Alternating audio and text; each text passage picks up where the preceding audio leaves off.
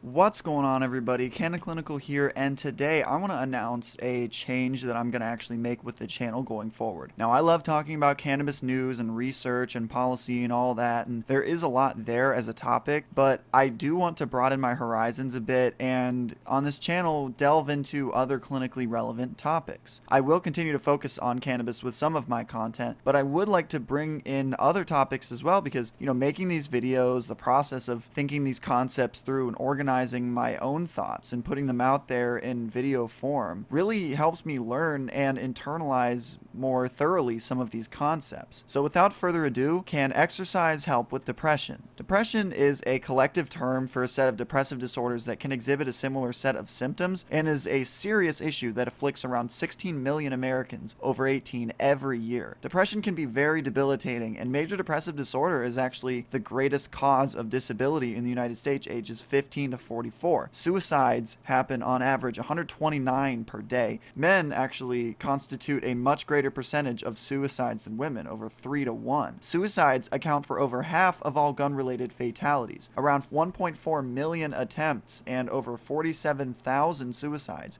happened in 2017, and it's the 10th leading cause of death in the United States. So naturally, this should be an issue of great concern on the level to that of other serious public health concerns from the perspective of the medical professional, at least in my opinion. A great effort, though, should be put into prevention, taking care of our mental health by taking care of ourselves, leading balanced lives, and making sure we emphasize certain behaviors, like exercise, that are proven by science to have positive impacts on our physical and mental health. This particular study uses a group of depressed individuals and analyzes depressed symptoms and a variety of interventions and conditions. And these conditions are medication, exercise, and medication, doing them both. In the medication condition, they were given Zoloft, otherwise known as sertraline, a selective serotonin reuptake inhibitor, which was selected because of its favorable risk profile and how well it has actually demonstrated its efficacy. This was administered by a psychiatrist who met with participants at baseline at 2 weeks, 6 weeks, 10 weeks, 14 weeks, and 16 weeks, which is 4 months. Treatment started at 50 milligrams and was then adjusted to maximize the favorable patient response as evaluated by the psychiatrist as the study progressed. In the exercise groups, they were supervised through 3 weekly aerobic exercise sessions. They were treadmill tested to find an optimal heart rate to achieve through exercise. The exercise intervention consisted of a 10-minute warm-up followed by a 30-minute stationary bike session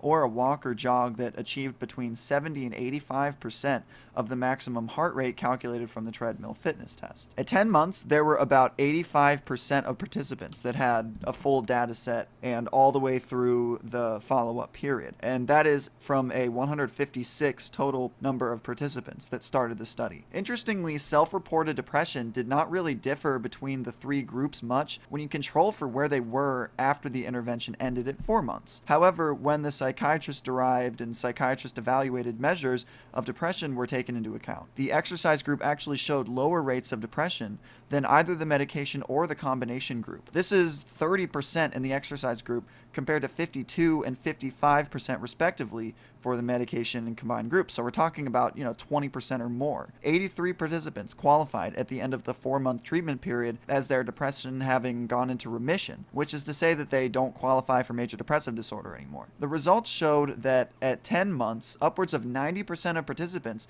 that did display remission were recovered, meaning they did not qualify for major depressive disorder for more than 6 months. There was also a smaller relapse rate in the exercise group than either the medication or the combination group. And this is not a trivial difference. We're talking about the exercise group is at like 8-point-something% relapse rate, while medication and combination are sitting at 38% and 31% relapse rate. And the remission rates for each individual intervention were actually pretty close to each other. Exercise was 60% remission rate, medication was around 65, and both at 68.8. Exercise was classified as both a binary yes or no, did you exercise, but also quantified by how much time per week they were spent exercising. It was discovered that more exercise correlated with less people classifying as depressed at the end of the 10 months. People who exercised more also displayed displayed less depression on average at 4 months. In addition, what was really interesting to me was that there wasn't really any additive effect to adding medication to exercise, even though both were shown to be effective on their own, or at least that's what the authors say in their discussion. Obviously, the study might be open to bias from participants who now know what study condition they're a part of, you know, that there's no